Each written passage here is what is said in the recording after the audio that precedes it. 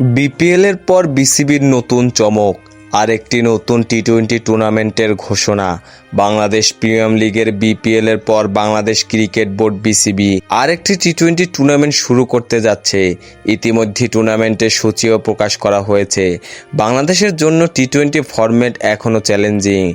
এই ছোট্ট ফরম্যাটে নিজেদের প্রমাণ করতে হিমশিম খেতে হয় টাইগারদের। একটি বড় কারণ হলো বাংলাদেশের ক্রিকেটারদের টি-20 ম্যাচ খেলার সুযোগ কম। বছরে মাত্র একটি প্রধান টুর্নামেন্ট বিপিএল, যা খেলতে পারে জাতীয় দলের ক্রিকেটাররা। এতে তাদের অভিজ্ঞতা সঞ্চয় করার সুযোগ সীমিত। এবার স্থানীয় ক্রিকেটারদের টি-20 অভিজ্ঞতা বাড়াতে নতুন একটি টুর্নামেন্ট আয়োজন করতে যাচ্ছে বিসিবি। মঙ্গলবার মিরপুরে গণমাধ্যমের সঙ্গে সাক্ষাৎ করেন বিসিবির প্রধান সম্পাদক মিনাজুল আবেদিন নান্নু। তিনি টুর্নামেন্ট শুরুর সময়সূচি ঘোষণা করেন। নান্নু জানান, টাইগারদের প্রোগ্রামের পাশাপাশি হাই পারফরমেন্স ট্রেনিংও চলছে। এর পাশাপাশি এনসিএল জাতীয় লিগ নিয়েও কিছু কাজ করছি। এনসিএল টি-20 অনুষ্ঠিত হবে 5 থেকে 17 ডিসেম্বর পর্যন্ত। এ সম্পর্কিত কাজ চলমান রয়েছে। 8টি দলের এই টুর্নামেন্টে প্রতিটি দল একে অপরের বিপক্ষে একটি করে ম্যাচ খেলবে।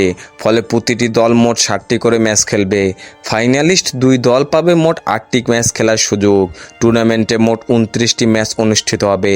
এই উদ্যোগের মাধ্যমে বিসিবি আশা করছে স্থানীয় ক্রিকেটাররা তাদের টি-20 দক্ষতা উন্নত করতে পারবে এবং ভবিষ্যতে আন্তর্জাতিক অঙ্গনে আরও ভালোভাবে নিজেদের প্রমাণ করতে সক্ষম হবে।